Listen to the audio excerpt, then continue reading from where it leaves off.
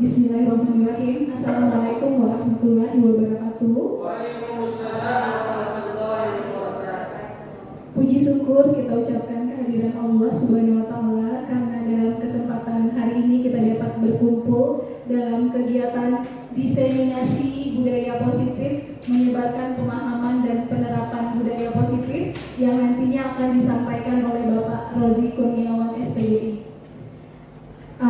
Kita ucapkan terima kasih kepada rekan-rekan semua yang sudah hadir pada hari ini untuk mendengarkan pemaparan dari Bapak Rozi. Tanpa memperpanjang mukadimah kita serahkan ke materi langsung kepada Bapak Rozi Kurniawan.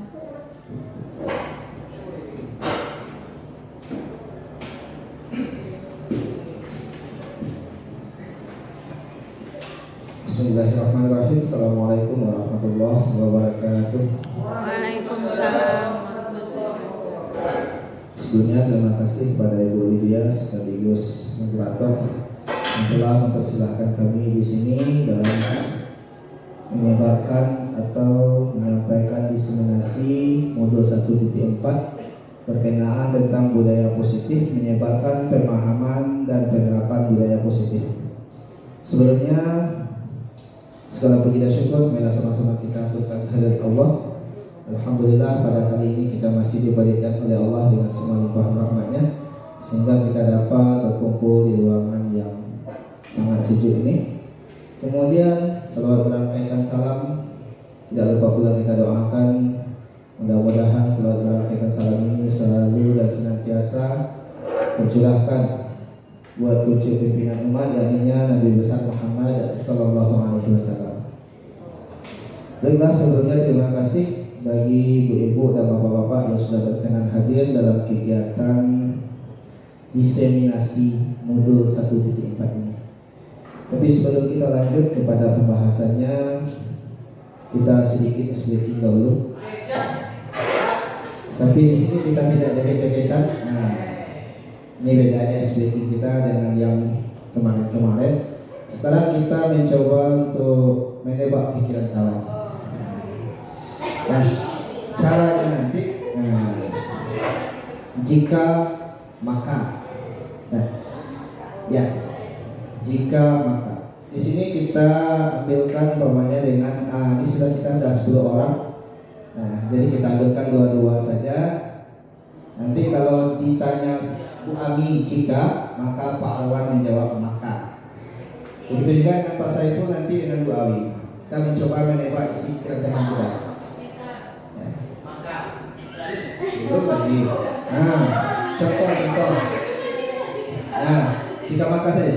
Umpamanya kalau mungkin saya mengatakan jika saya ke pasar, contoh nanti.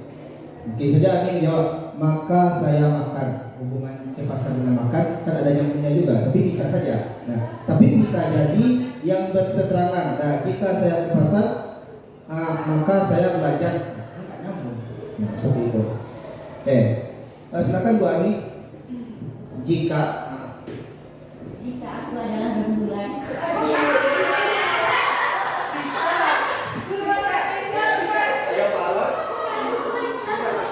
maka saya istighfar.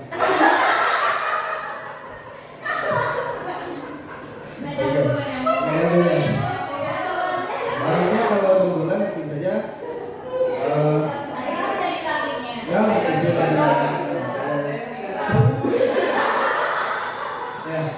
Pak Saiful, jika saya mengintip, Maka saya membacakannya. tapi sedikitnya sini kayaknya agak berpikir ya. Harusnya tanpa dipikirkan setelah teman mengungkapkan. Oke. Sip. Kita tanya sama Bu Ami. Jika saya ketiduran, maka saya ikutan.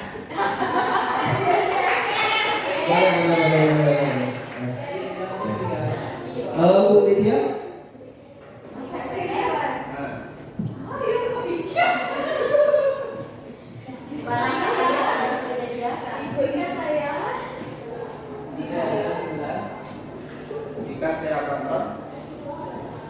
Jika saya jatuh cinta,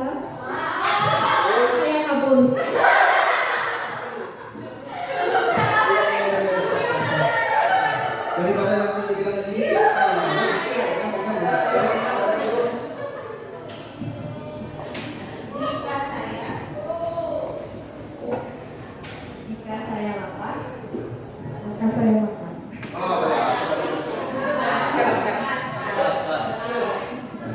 Ini ya, kita kesehatan Bapak Ibu telah awal kita. Oke, terima kasih Bapak Ibu yang sudah berpartisipasi. Ini mencoba atau menebak dengan pikiran lawan bicara kita atau teman kita. Oke, sekarang kita lanjutkan dengan kegiatan ini. Di sini saya akan memaparkan sedikit tentang diseminasi modul 1.4 budaya positif, menyebarkan pemahaman dan penerapan budaya positif. Di bawah fasilitator ini fasilitator saya Ibu Siti Rahmah. Kemudian dengan pengajar praktik Bapak Sadim Al-Halim. Nah, ini boleh kita panggil sedikit ya. Nah, belum lagi. Nah, pergi ke pasar menjadi ikan. Ikan lele segar dan lezat. Mari sama-sama kita sebarkan tentang budaya positif yang hebat. Adapun yang melatar belakangi di sini, kami menyampaikan tentang budaya positif. Sebenarnya kita lihat dari segi tujuan daripada pendidikan itu sendiri, sebagaimana yang sudah disampaikan oleh Ki Hajar Dewantara atau Suwati Suryaningrat. Ini kita agak jarang mengenal nama beliau, karena nama beliau lebih familiar dengan Ki Hajar Dewantara. Bagaimana menurut Ki Hajar Dewantara ini tentang tujuan pendidikan itu adalah menuntun segala kodrat yang ada pada anak agar mereka dapat mencapai kebahagiaan yang setinggi-tingginya, baik itu sebagai manusia maupun sebagai anggota masyarakat. Maka di sini sebenarnya tugas dari seorang guru itu amat mulia. Tapi di samping amat mulia, sebenarnya tugas guru itu adalah merupakan suatu tugas yang berat. Karena tanggung jawab kita adalah memanusiakan manusia itu sendiri. Nah, bukan artinya manusia sekarang ini tidak menjadi manusia seutuhnya ya. Nah, tapi bagaimana kita bisa menjadikan anak murid kita yang sebagai manusia fitrahnya dilahirkan dalam keadaan yang suci tadi, kita jadikan dalam bentuk menebalkan garis-garis positif yang sudah ada bagi mereka sehingga mereka menjadi manusia yang seutuhnya. Atau di sini disebutkan menjadi manusia yang bisa mencapai kebahagiaan yang setinggi-tingginya, baik sebagai manusia itu sendiri maupun sebagai anggota masyarakat. Ini ada beberapa perubahan sedikit. Nah, sebagai konsep inti daripada budaya positif itu sendiri, pertama yang melatar belakangi itu adalah sebuah perubahan paradigma positif. Kemudian ini kembali angkanya sedikit. Nah, nilai-nilai kebajikan, kemudian disiplin positif, kebutuhan dasar manusia, kemudian motivasi perilaku manusia, kemudian posisi kontrol guru, kemudian keyakinan kelas, dan terakhir itu adalah dalam bentuk penyelesaian suatu permasalahan yang terjadi bagi murid kita dengan melakukan segitiga restitusi. Sekarang ini kita lihat, ini sebenarnya sudah sering dipaparkan oleh para guru kita, para pelatih-pelatih atau pembimbing kita tentang permasalahan profil pelajar Pancasila. Adakah Bapak Ibu guru di sini yang hafal? Nah, dengan profil Pancasila itu kalau sekarang ini harus dihafal. Nah, ayo coba Pak Alwan.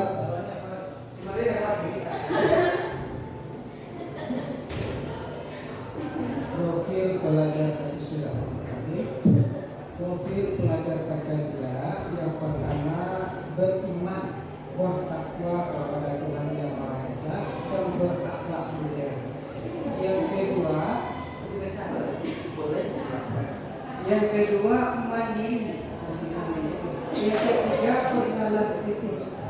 Yang keempat kreatif. Yang kelima bergotong royong. Terakhir berkinerja. Terima kasih Bapak Dr. Alwan. Di mana di sini pada masing-masing profil Pelajar Pancasila ini terdapat nilai-nilai yang harus kita pahami juga, di mana dari semua nilai-nilai yang ada ini kita tularkan kepada anak-anak kita. Ini ada sedikit untuk mencairkan suasana. Kita nyanyi sedikit tentang profil Pancasila. Ya, boleh silakan Bapak Ibu berdiri. Ini bukan speaking ya. Ini kurang mendukung.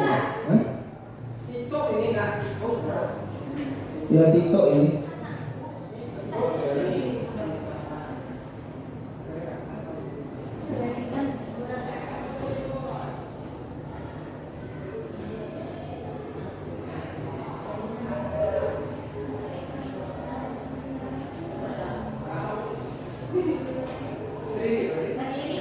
Boleh, berdiri silakan Bapak Ibu berdiri.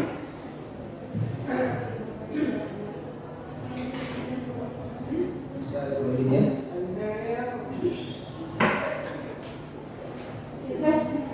Jaringan ya.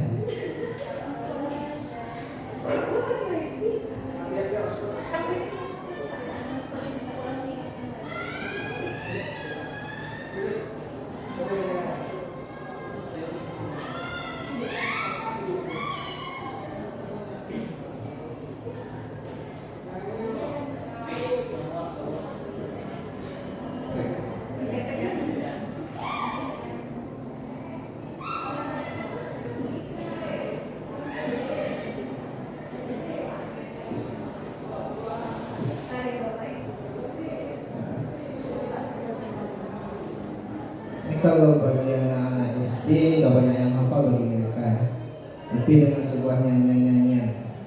Ini terinspirasinya dari anak sebenarnya. Ya.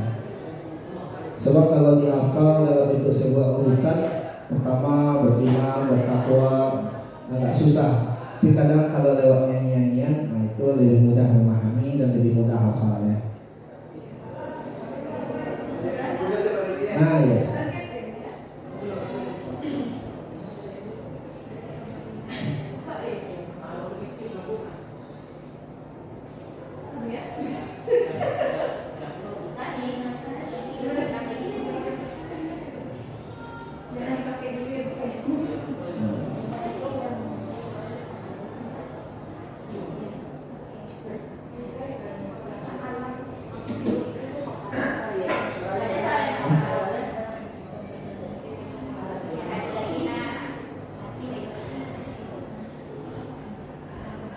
Oh ya, bentuknya nanti kita.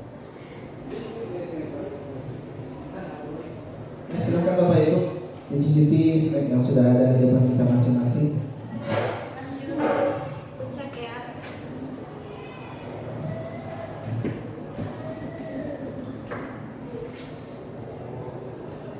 Masih aman.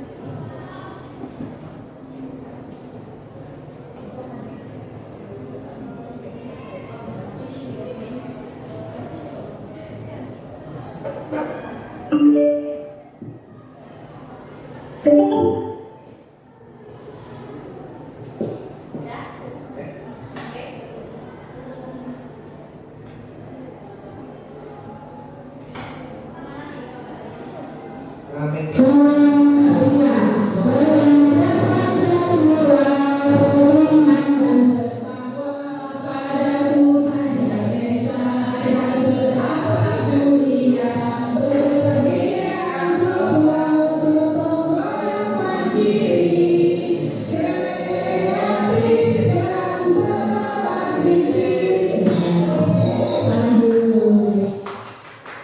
Kita ulangi lagi. Nah, satu lagi, ini mudah-mudahan semua hafal lagi. Nanti sebelum kita keluar kita tes.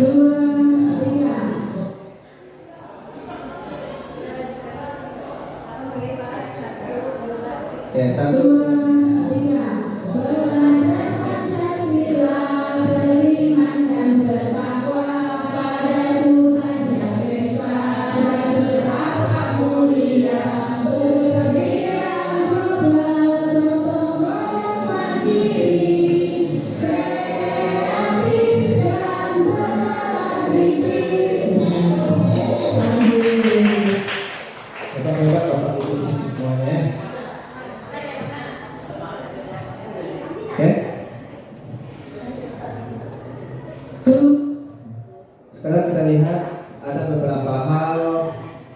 miskonsepsi tentang teori kontrol. Nah, dimana pertama kita melihat di sini ini yang sering terjadi bagi guru-guru terdahulu ya.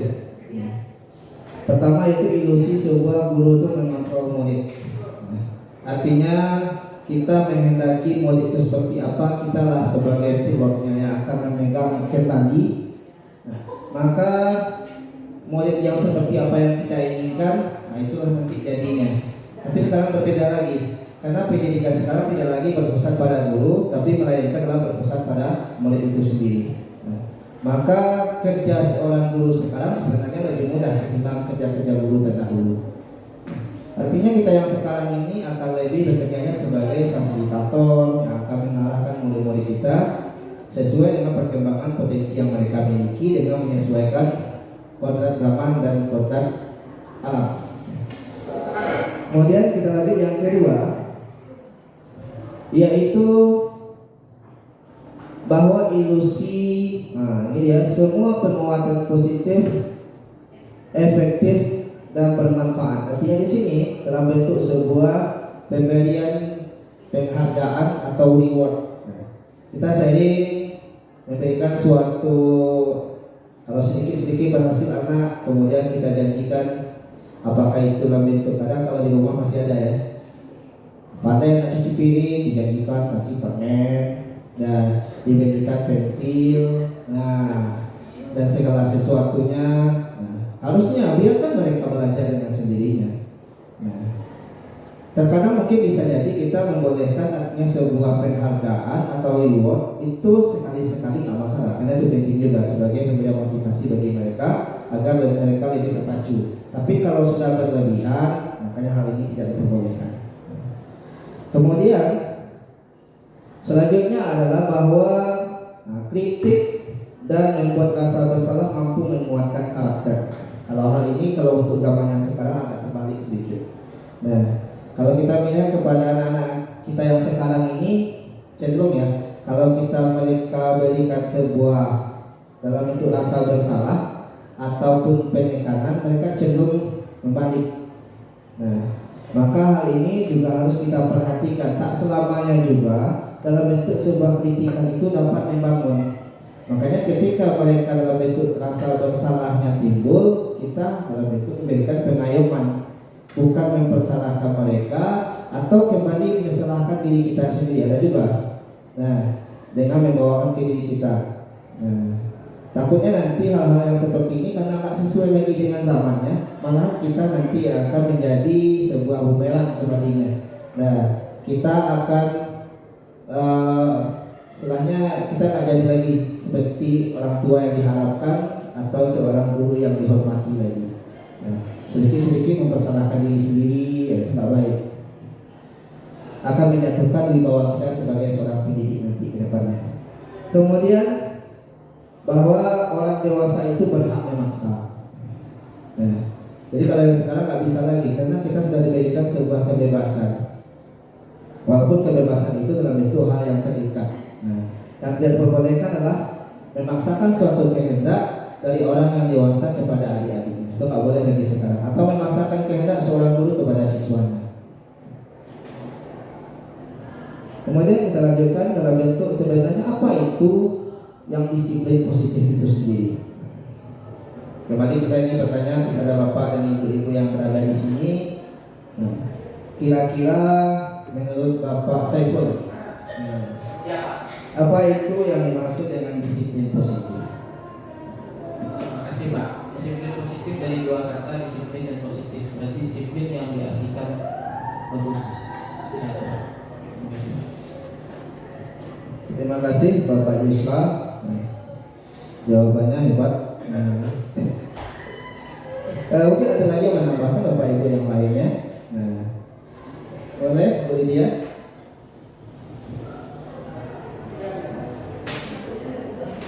Mungkin disiplin positif ini Pak Rozi merupakan disiplin dalam bentuk yang positif dan sumbernya adalah dari siswa sendiri, dari motivasi siswa untuk mau berdisiplin dengan dirinya sendiri, begitu Pak.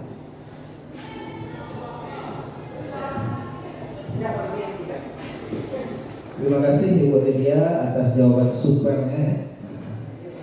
Dimana disiplin positif itu adalah memberikan suatu bentuk kedisiplinan dari murid kita yang terlahir dari murid yang dengan kesadarannya ingin menjadi orang yang lebih disiplin. Oke, Ibu Awi.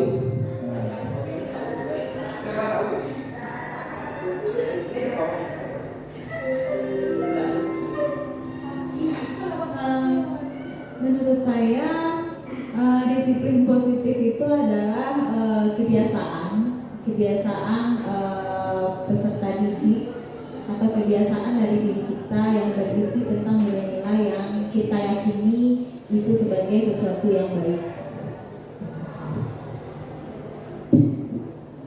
Oke, terima kasih Ibu Awi, terima kasih Bapak Ibu lainnya yang sudah memberikan tanggapan tentang apa itu disiplin positif tadi.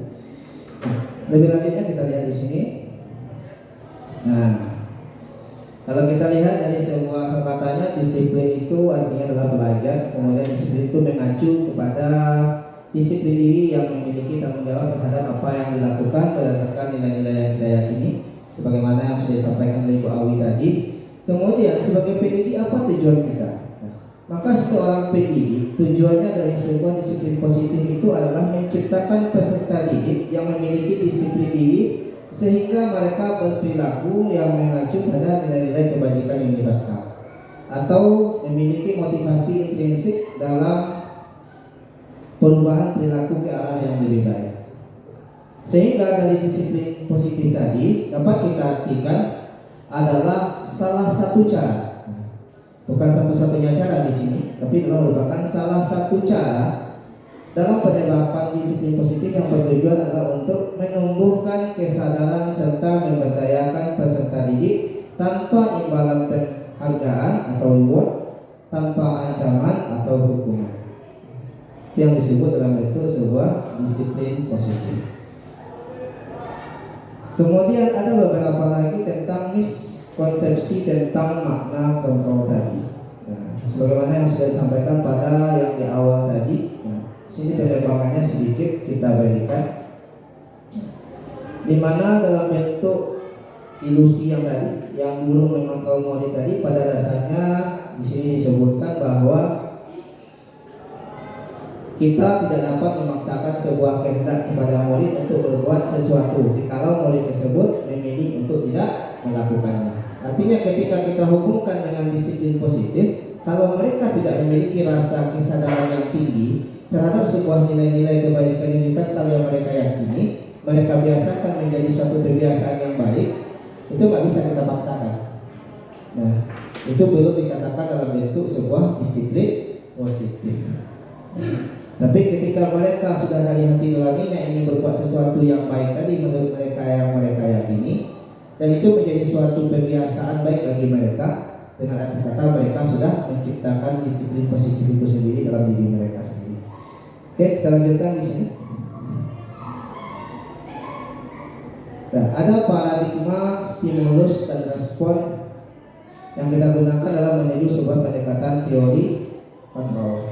Nah, di mana kalau kita melihat stimulus respon, nah, ini kita zaman old dan new ya, tampilkan. Nah, ada yang dahulu dan sekarang kita pakaikan. Yang dahulu realitas atau kebutuhan kita itu sama. Nah, maka sekarang kita menganggap bahwasanya sebuah kebutuhan tadi yang kita lihat kepada murid kita itu mereka sudah berbeda-beda semuanya. Mungkin saja dengan adanya suatu persamaan bagi kita-kita yang mengajar dahulu, itu mengakibatkan dalam bentuk sebuah penyimbangan yang kita gunakan dalam desain pembelajaran, itu menyamakan saja metode semuanya. Makanya cenderung ada suatu kebosanan yang timbul dari anak-anak didik kita dahulu. Contoh, ada mungkin seorang pendidik yang mengajarnya dengan cara metode ceramah, maka ceramah saja. Mulai masuk assalamualaikum, kemudian ceramah tutup lagi dengan assalamualaikum. Nah, saya habis belajar. Nah, maka sekarang beda lagi, kita nggak bisa menyamakan potensi murid kita itu sama semuanya. Mereka semua mau mendengar apa enggak? Nah, maka kita menganggap sekarang bahwasanya murid-murid kita itu semuanya sudah berbeda. Nah, Mereka memiliki potensi mereka masing-masing. Kemudian yang kedua, semua orang melihat hal yang sama. Kalau sekarang nggak boleh lagi. Nah, sekarang setiap siswa kita itu memiliki gambaran yang berbeda-beda semuanya. Itu yang disebut dalam bentuk namanya bakat. Ini nggak bisa kita samakan saja bakat mereka. Mereka yang hobinya nulis saja semuanya, belum tentu lagi. Ada mereka yang hobinya bukan nulis tapi menyampaikan. Nah, ada orang nanti yang hobinya suka mengarang lagu saja. Maka ada juga penyanyinya yang akan menyampaikan lagu tadi. Dua beda-beda. Itulah yang kita lihat dari sisi murid kita. Kemudian selanjutnya kita mencoba mengubah agar orang berpandangan sama dengan kita. Maka kalau untuk yang sekarang itu beda lagi. Nah, kita berusaha memahami pandangan orang lain tentang dunia. Nah, maka jangan lagi kita menganggap bahwasanya murid itu seperti kertas putih. Nah, nggak ada anggapannya lagi sekarang murid itu seperti kertas putih. Nah, tapi murid itu sekarang adalah suatu kertas yang berisi sudah garis-garis tapi agak buram, belum terlalu kelihatan. Maka apa tugas guru? Yang menebalkan garis-garis tadi. Itu yang sebenarnya. Nah, jadi semua potensi yang ada bagi murid itu yang kita kembangkan. Nah, jangan pula kita paksakan seperti pembelajaran-pembelajaran yang terdahulu. Nggak semuanya, kalau dahulu kan bisa kita contohkan. Ada yang terkadang burung itu harus bisa manjat, harus bisa terbang, harus bisa berenang. Masa semuanya bisa saja. Nah, seperti gajah harus bisa memanjat. Nggak sesuai potensinya. Nah, maka sekarang apa potensi masing-masing itu yang kita kembangkan. Orang yang sukanya hobi membaca, maka kita carilah bentuk-bentuk metode pembelajaran atau strategi pembelajaran yang menyeimbangkan minat baca mereka tadi. Ada hobinya yang nulis, kita kembangkan bakat nulisnya. Ada yang hobinya menggambar, kita kembangkan bakat gambarnya. Mungkin nanti dalam bentuk hasil dari segi pembelajaran tadi berdiferensiasi pada produk. Maka berbeda semuanya. Tapi kalau kita paksakan semuanya harus sama, nah, artinya tidak lagi mengikat akan terjadinya suatu kemerdekaan bagi murid. Kemudian selanjutnya orang lain bisa mengontrol saya. Kalau sekarang hanya kita sendiri yang bisa mengontrol itu sendiri. Artinya kita berikan kepada si siswa atau murid kita atau peserta didik kita kesadaran bagi mereka untuk dapat mengontrol diri mereka masing-masing. Jadi kita hanya sebagai orang yang akan mengarahkan. Makanya disebutkan oleh Ki Hajar Dewantara, pembelajaran untuk saat ini bukan pembelajaran yang menuntut. Nah, melainkanlah pembelajaran yang menuntut. Sekarang lagi dalam suatu perubahan paradigma pendidikan. Kemudian kita lanjutkan dalam PYP ya. Nah, Primary Youth Program atau sikap murid yang harus kita kembangkan. Pertama yang kita kembangkan dari murid-murid kita itu adalah sikap toleransi. Kemudian mengembangkan bagaimana mereka memiliki rasa hormat. Kemudian memiliki integritas, kemudian mandiri, menghargai, antusias, empati, keingin-tahuan, kreativitas, kerjasama, percaya diri, komitmen. Ini hanya dalam bentuk sebuah gambaran umum saja. Tapi sebenarnya banyak lagi nilai-nilai sikap yang patut kita kembangkan dari anak murid kita. Tapi meskipun begitu, dengan mengembangkan yang ini saja, ini kalau berhasil kita semuanya dalam mengembangkan sikap-sikap yang ada di sini, yang tampil di sini, ini sudah mulia kerja kita. Ini sudah mencapai pada bentuk profil Pancasila yang pertama tadi. Nah, kemudian kita lihat di sini 9 pilar karakter. Nah, yang dapat kita kembangkan dan dapat pula sebenarnya kita tanamkan kepada diri kita. Sebab kita tidak bisa mengarahkan anak terlebih dahulu tanpa kita memulainya dari diri sendiri. Maka sebenarnya dalam 9 pilar karakter ini sebenarnya adalah tugas bukan murid ya, tugas seorang guru sebenarnya terlebih dahulu. Bagaimana kita bisa mengarahkan anak tanpa kita memulainya. Nah, Maka hal ini adalah kerja berat juga bagi kita sebenarnya dalam mendidik anak atau melakukan pembiasaan kepada peserta didik. Nah, untuk sini cipta Tuhan dan segenap penciptanya. Bagaimana kita membiasakan suatu ketaatan dengan melaksanakan berbagai macam ibadah, tergantung bentuk keyakinan kita masing-masing. Kita akan bisa mengarahkan anak didik kita pada suatu ketaatan beribadah kepada Tuhannya kalau seandainya kita saja tidak memulai. Kemudian kemandirian dan tanggung jawab. Selanjutnya kejujuran atau amanah, kemudian diplomatis, kemudian ada lagi nilai karakternya hormat dan santun.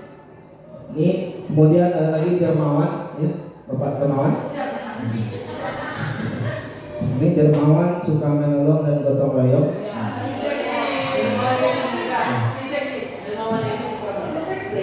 Kemudian percaya diri, kreatif dan bekerja keras. Selanjutnya kepemimpinan dan keadilan. Nah, di sini ada sedikit yang menggelitik pemikiran kita ya. Nah, konsep dalam bentuk keadilan.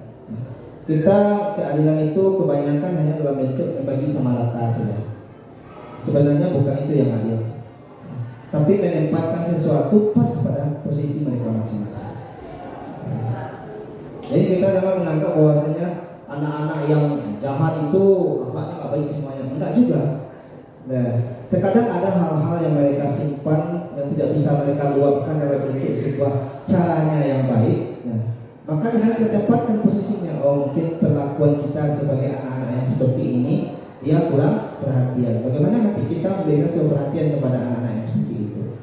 Kita tempatkan pada diri kita pada tempat yang layaknya seperti itu. Baru sesuai.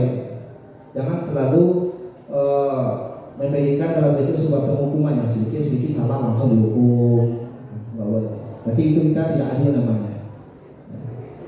Kemudian selalu memberikan pujian kepada anak yang baik-baik saja gitu. Ya kalau anak yang baik-baik saja diberikan pujian itu wajar.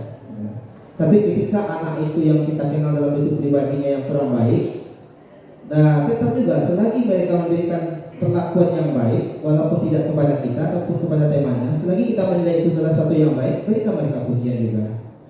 Nah, itu dalam sebuah keadilan tadi.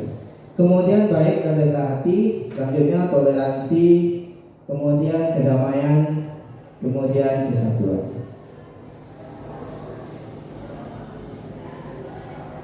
Seterusnya di sini ada lagi dalam bentuk keterampilan hidup dan petunjuk hidup ya. Ini bisa kita lihat yang ada tertera di depan. Ini lebih dalam bentuk sebuah pengembangan kepribadian atau karakter semuanya.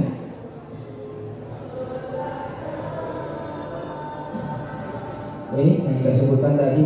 Nah, sebenarnya dalam bentuk sebuah disiplin itu, ini yang dikatakan disiplin positif, sebagaimana yang sudah digambarkan di kajian Dewan Ta'ala, di mana ada kemerdekaan, sebenarnya di situ harus ada disiplin yang kuat. Kemudian sungguh disiplin itu bersifat self-disiplin atau kita sendiri yang mewajibkan kita dengan sekeras-kerasnya, tetapi itu sama saja. Sebab kalau kita tidak cakap melakukan self-disiplin, wajiblah penguasa lain mendisiplinkan diri kita. Dan peraturan demikian itulah harus ada dalam suasana merdeka. Artinya kalau kita tak mampu mengendalikan diri sendiri, ya maka kita harus berserah diri saja untuk dikendalikan orang yang lebih berkuasa. Nah, contohnya anak murid kita, ketika mereka tidak mampu untuk mengendalikan diri mereka, maka ada sebuah aturan dari sekolah atau aturan dari guru yang akan membentuk karakter mereka menjadi manusia-manusia yang disiplin. Kemudian ini sebuah kebutuhan dasar manusia itu sendiri. Kita lanjut lagi. Kebutuhan manusia adalah segala sesuatu yang dibutuhkan oleh manusia untuk mempertahankan keseimbangan kondisi fisiologis ataupun psikologis yang bertujuan untuk mempertahankan kehidupan dan kesehatan. Maka dalam hal ini ada hal-hal yang harus kita perhatikan. Ini sifat dasar manusia saja. Berdasarkan dari kebutuhan dasarnya, inilah yang kita butuhkan. Nah, kebutuhan dalam bentuk makan, kemudian pakaian, kemudian tempat tinggal, kemudian di atas dalam bentuk kemewahan. Nah, itu kebutuhan-kebutuhan dasar dari manusia itu sendiri.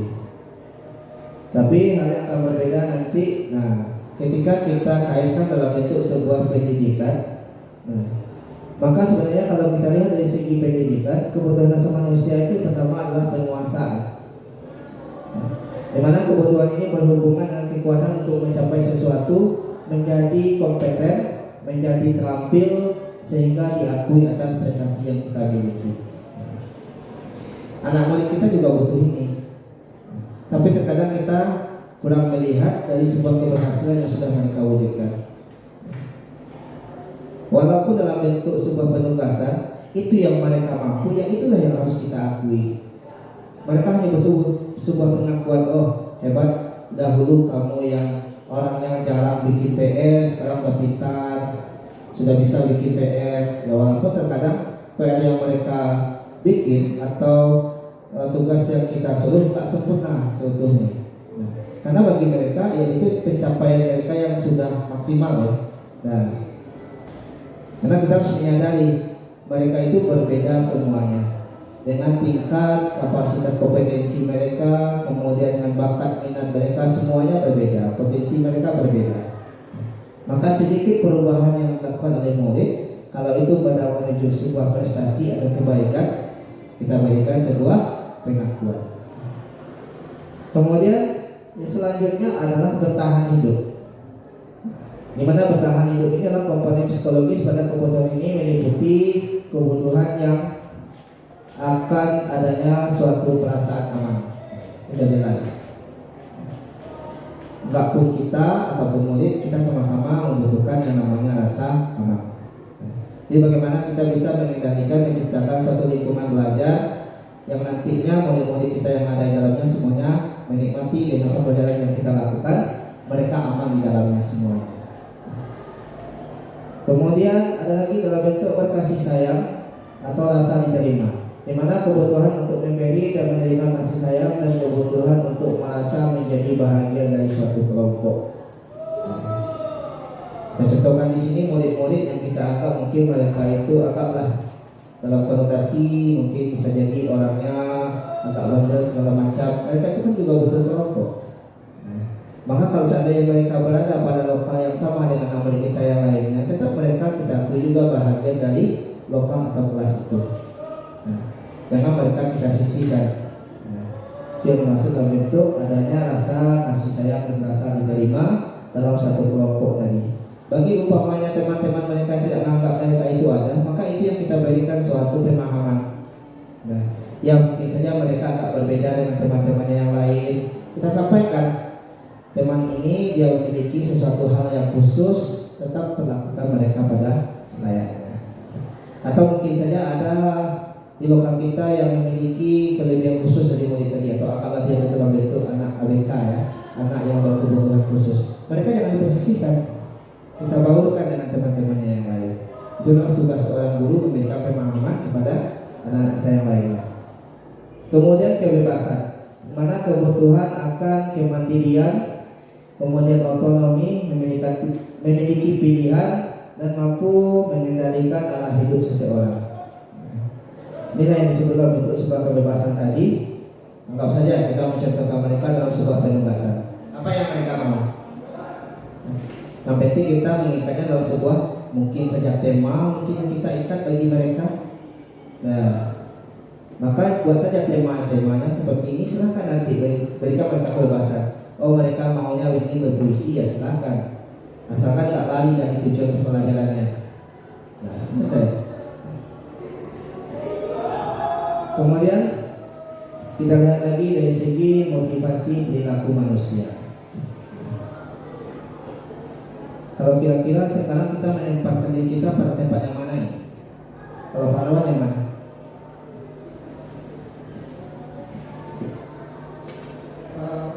Yang mengerti itu untuk menjadi orang yang mereka inginkan dan menghargai diri sendiri dengan nilai-nilai yang mereka percaya. Terima kasih. Terima kasih Pak Arwan. Pilihan yang baik ya. Bijak. Silakan dimakan Pak Arwan.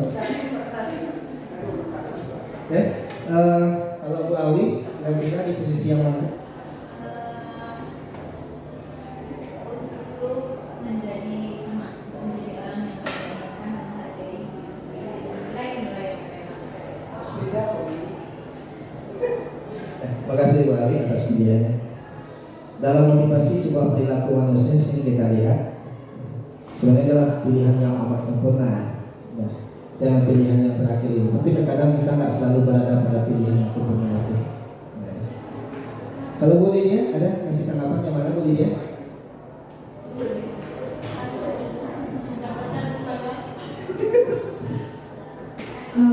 Kalau boleh jujur-jujur Pak Rozi, barangkali terkadang kita masih berada di posisi pertama untuk menghindari ketidaknyamanan atau hukuman. Contohnya saat datang ke sekolah pagi, kadang motivasinya masih supaya tidak kena tegur begitu Pak Rozi. Tapi mungkin saya akan berusaha Pak Rozi agar menuju ke yang peak seperti Pak Arwan dan Bu Awi mungkin Pak Rozi. Boleh Bu Desi tanggapannya? Kira-kira yang mana Bu Desi? Terima kasih Pak Bagi, karena 3 saya harus pilih dari 3 saja. Sama dengan kata-katanya. Sama.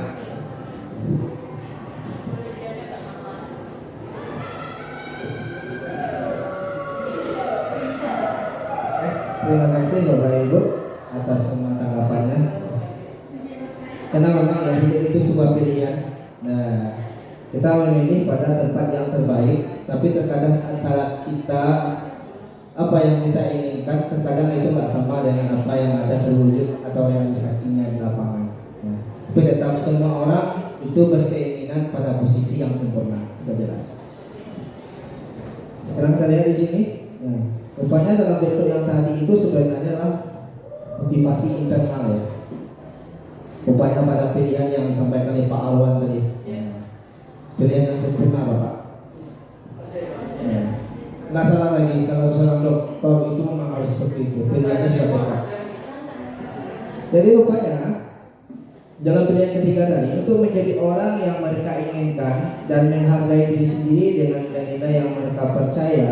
Nah, artinya di sini dengan kita mengambil atau menempatkan posisi kita dalam motivasi perilaku manusia yang ini, nanti yang kita lakukan dalam kesehariannya adalah ini.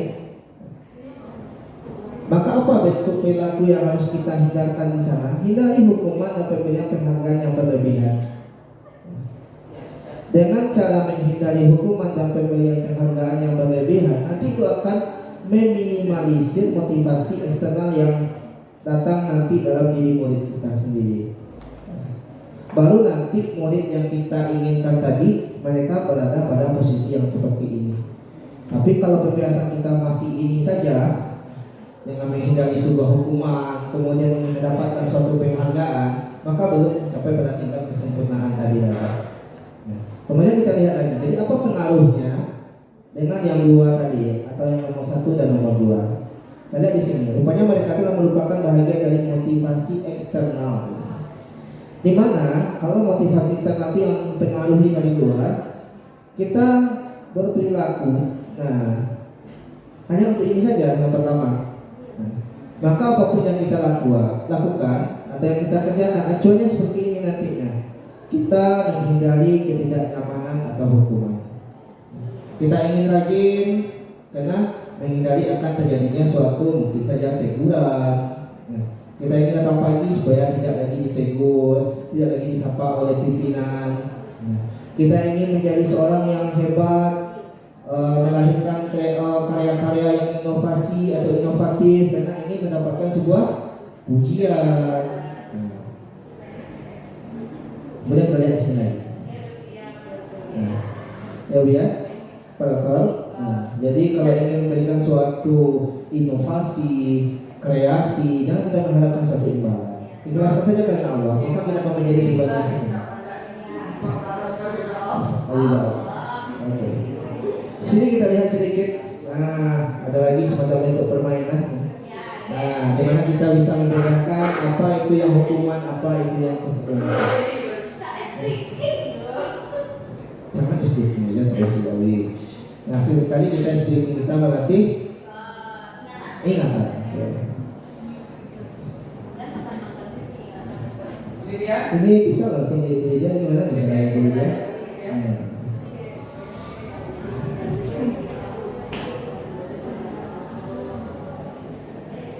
Oke, nah ini coba kita jawab semuanya ya Bapak Ibu ya. Nah, ini yang pertama, berjemur di lapangan karena mengobrol dengan teman saat pembelajaran. Kira-kira ini hukuman apa konsekuensi?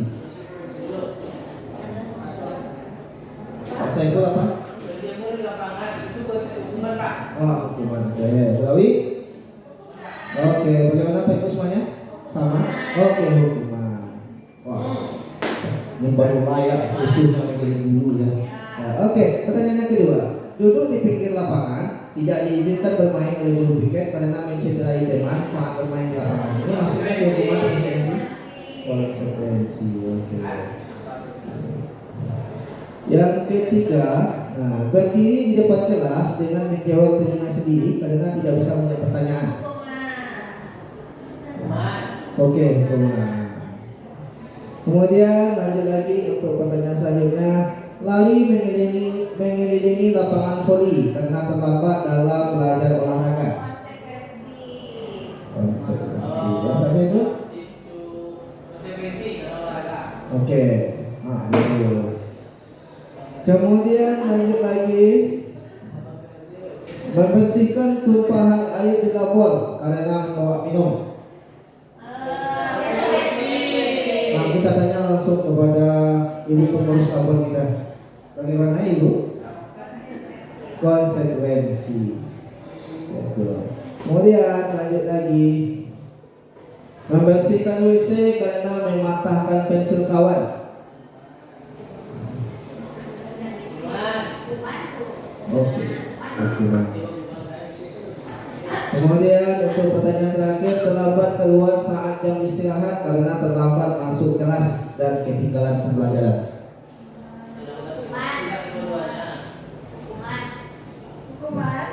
Apa hukuman ini? Pak, konsekuensi. Nah. Oke, terima kasih Bu Lydia.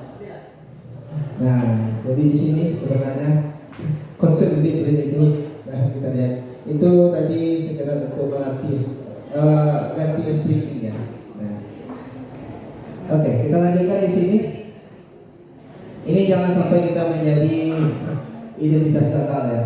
Nah, artinya di sini dengan memberikan sebuah hukuman dan penghargaan tadi sebenarnya, kalau kita melihat dalam bentuk sebuah hukuman, ini akan terjadi nanti. Pertama, hukuman terutama menyakitkan. Nah, menyakitkan terkadang bagi si guru dan juga apalagi bagi si anak. Kemudian tidak nyaman. Nah, kemudian murid akan merasa takut. Nah, kemudian si murid akan merasa terpaksa. Nah, kemudian si murid akan menyembunyikan kesalahan. Ini contoh ya. Kalau seandainya lebih kesalahannya berulang-ulang, cenderung si murid ini udah diam aja lagi. Nah, nggak mau jujur, bahkan untuk bercerita saja nggak mau menutup diri dengan kita lagi. Nah, kemudian murid akan menjadi rendah diri. Nah, ini akan takutnya nanti. Dan mereka tidak lagi memiliki rasa semangat yang tinggi, kepercayaan diri yang tinggi, tapi malah merasa rendah diri jadinya. Kemudian dengan penghargaan pun terkadang, kalau selama ini kita menganggap penghargaan adalah sebuah motivasi, maka kalau seandainya terlalu berlebihan, itu pun juga tidak menjadi efektif lagi. Nah, atau penghargaan yang terus menerus. Nah, kemarin dia yang dapat penghargaan, sekarang terlihat dia lagi, besok dia lagi. Nah, mungkin lusanya atau minggu depan masih dia lagi. Nah, maka ini enggak lagi untuk menjadi sebuah motivasi lagi. Mereka akan menjadi seorang pribadi yang sombong malah jadi nanti. Nah, toh nanti juga saya juga yang dipuji. Nah, nggak bikin tugas pun nggak masalah. Jadi nanti. Kemudian akan merusak sebuah hubungan atau sifat iri nanti akhirnya. Nah, cenderung ya anak-anak yang sering kita puji itu akan menjadi pesisih nanti. Nah, dengan teman-temannya yang lain, apalagi anak-anak yang tidak pernah kita puji sama sekali. Nah, ini akan menjadi nanti terjadi gap bagi mereka. Kemudian mematikan kreativitas. Nah, ini contoh, kalau sering mendapatkan sebuah pujian, besok mereka nggak mau lagi inovasinya lagi, inovasinya hilang, kreativitasnya udah turun, karena merasa mendapatkan sebuah pengakuan. Itu betul.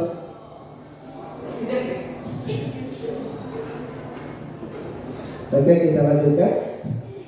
Kemudian, dengan sebuah penghargaan juga bisa dapat menghukum dengan ranking yang merampas hak menghargai dirinya sendiri. Nah, makanya untuk pembelajaran yang sekarang kita nggak lagi mengenal adanya rankingan. Kemudian ini yang harus kita capai, dimana untuk menjadi sebuah identitas yang sukses tadi itu dapat kita bentuk. Pertama dengan adanya sebuah konsekuensi, kemudian yang kedua adalah restitusi. Ini yang harus kita kembangkan, yang perlu kita pelajari, yang kita berikan kepada anak-anak kita. Di mana konsekuensi yang merupakan penguatan jangka pendek, kemudian perlu monitoring berkelanjutan, kemudian adanya stimulus respon, kemudian murid akan menghormati sebuah peraturan, kemudian kehilangan waktu untuk merenungi kesalahan. Artinya di sini ketika kita memberikan sebuah konsekuensi kepada anak-anak murid kita yang melakukan sebuah kesalahan dari keyakinan kelas, itu walaupun dalam bentuk secara terpaksa, tapi itu terlahir dari keinginan mereka sendiri. Beda dengan bentuk sebuah peraturan. Kalau peraturan mutlak itu dari kita sendiri saja. Kita sebagai guru berikan sebuah penekanan, harus seperti ini, harus seperti ini, harus seperti ini, lakukan ini, lakukan ini, lakukan itu. Itulah bentuknya sebuah hukuman. Tapi kalau konsekuensi tidak, kita yang bertanya kepada saya, kira-kira dengan perilaku yang mereka lakukan seperti itu, maunya seperti apa? Maka mereka mencari hukuman mereka untuk sendirinya. Itu sebuah konsekuensi. Apalagi dalam bentuk sebuah restitusi. Nah, kalau restitusi kita lebih dalam bentuk pendekatannya lagi. Nah, kemudian kita lanjutkan di sini dalam bentuk sebuah pengertian restitusi tadi. Nah, rupanya restitusi itu adalah proses menciptakan kondisi bagi murid untuk memperbaiki kesalahan mereka.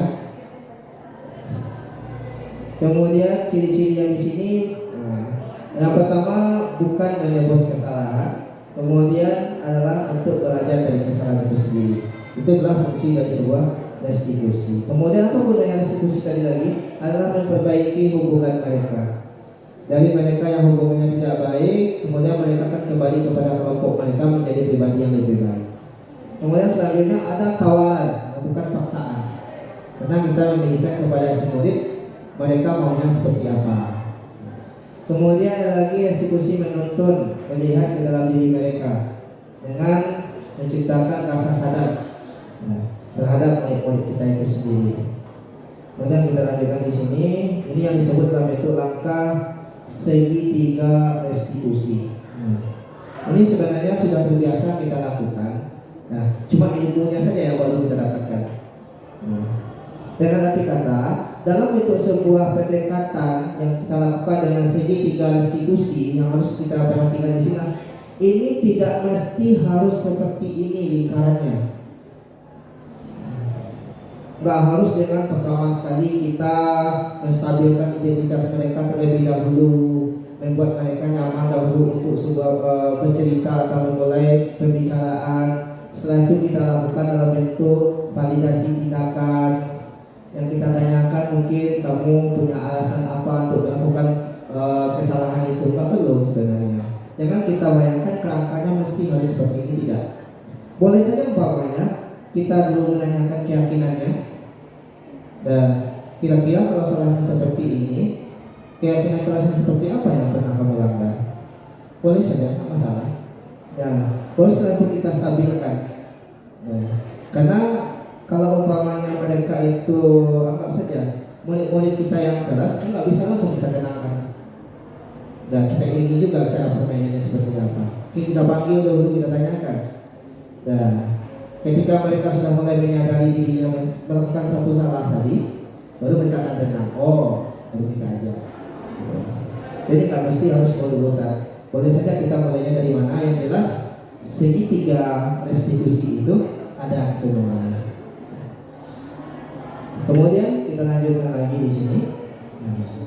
Ini contoh ya yang dilakukan oleh Ibu ini ya. Ini masih mampet lagi ya atau kita lanjutkan saja. Ini contoh sebenarnya. Nah ini tadi yang disebut dalam itu perbedaan mana yang hukuman, konsekuensi, dan restitusi tadi. Kemudian, nah ini 5 posisi kontrol yang harus kita perhatikan. Nah, ini yang terakhir yang kita bahas di sini. Adanya penghukum, pembuat rasa bersalah, kemudian menjadi teman, pemantau, dan manajer. Kalau kita pilihnya yang mana? Pak Saiful kira dengan pilihan yang ini yang mana yang mau? Pak Haji, kadang-kadang saya penghukum Pak Haji, kadang-kadang juga pembuat rasa bersalah, kadang-kadang memantau, kadang-kadang manajer, kadang-kadang juga kawal. Jadi kalimatnya saya pernah hasil. Oke, boleh. Terima kasih Pak Saiful. Kalau Bu Ami kira gimana Bu? Bu Ami ini kan sering mendapati hal-hal yang keganjilan yang dipisahkan. Pengalamannya Pak? Nah, posisinya di mana? Apakah penghukum, pembuat rasa bersalah, atau pemantau?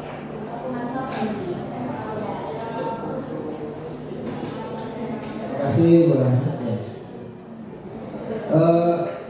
Di sini sebenarnya, ya ini sudah ada juga kita lakukan sebenarnya, dan bahkan sering kita lakukan. Cuma yang perlu kita perhatikan di sini, ini bukan memilih kita harus menempatkan diri kita di mana.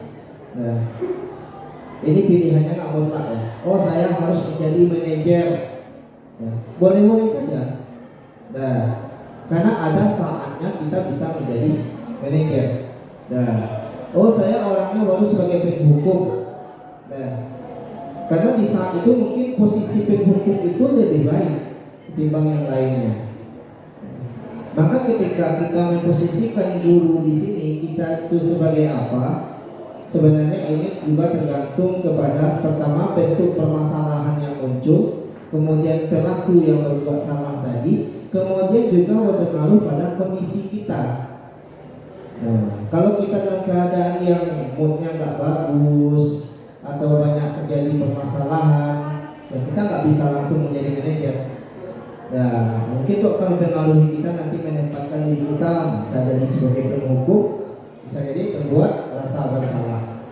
Nah, apalagi kalau seandainya yang melakukan melanggar keyakinan keras itu saja orangnya.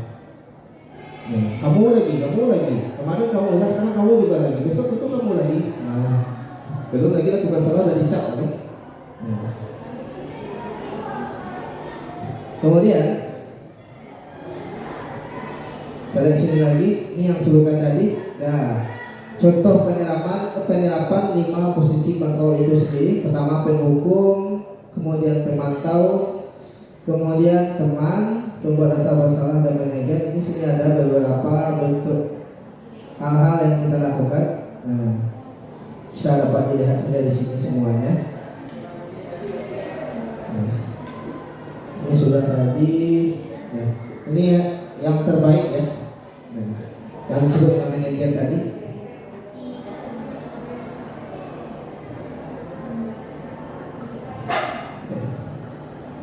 Dimana kalau seorang manajer itu guru berbuat sesuatu bersama murid, kemudian mempersilahkan murid mempertanggungjawabkan perilakunya dan mendukung murid agar dapat menemukan solusi atas permasalahan sendiri. Ini ketika kita mampu menjadi seorang manajer.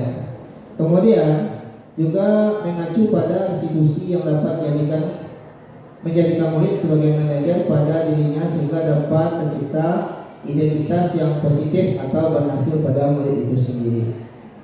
Ini ketika kita mampu menjadi seorang manajer nantinya. Karena manajer itu lebih dalam bentuk pengelola ya.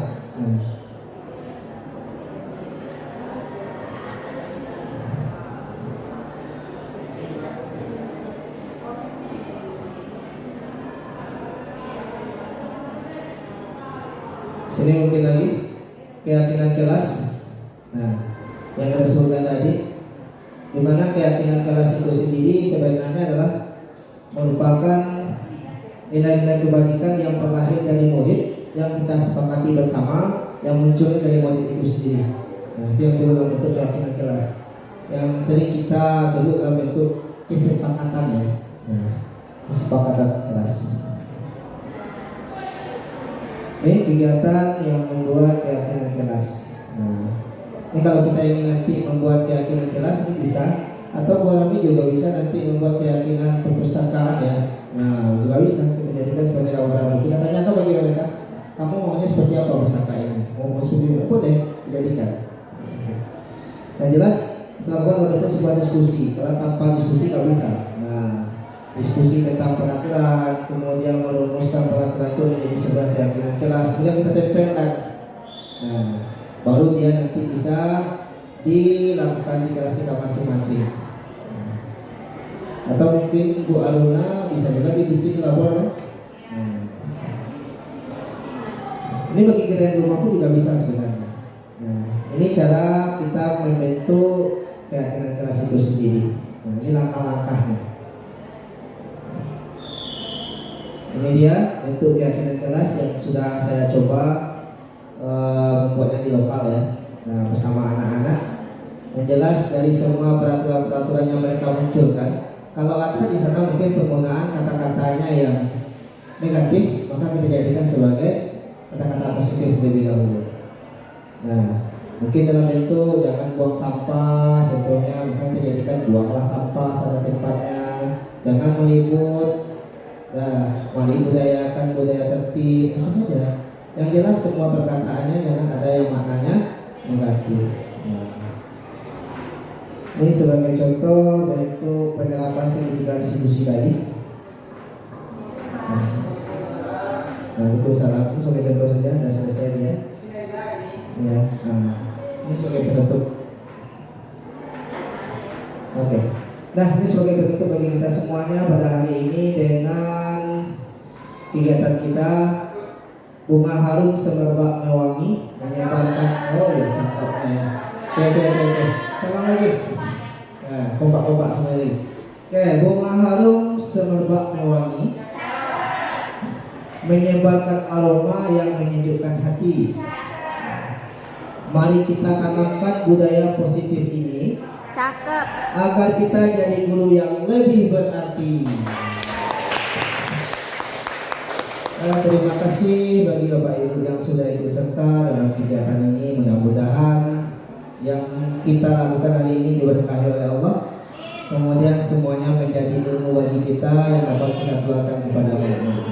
Sekian dari kami sebagai penutup kata. Kalau seandainya ada yang salah, ada yang tidak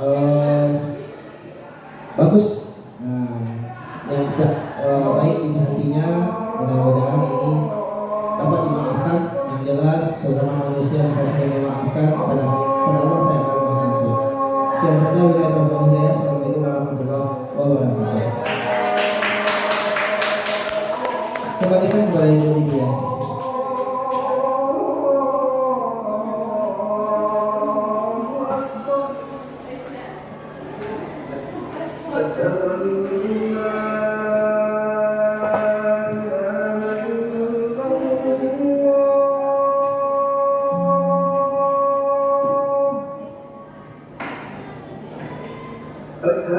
Terima kasih kita ucapkan kepada Bapak Rozi Kurniawan yang telah memberikan kita ilmu yang sangat bermanfaat ya Bapak Ibu hari ini, sehingga kita semua mendapatkan wawasan baru bagaimana sebenarnya budaya positif dan disiplin positif seharusnya kita terapkan di sekolah. Tanpa memperpanjang lagi mukadimah karena sudah azan juga ya Pak Rozi, kita tutup acara ini dan terima kasih untuk kehadiran Bapak Ibu semua. Assalamualaikum warahmatullahi wabarakatuh. Waalaikumsalam.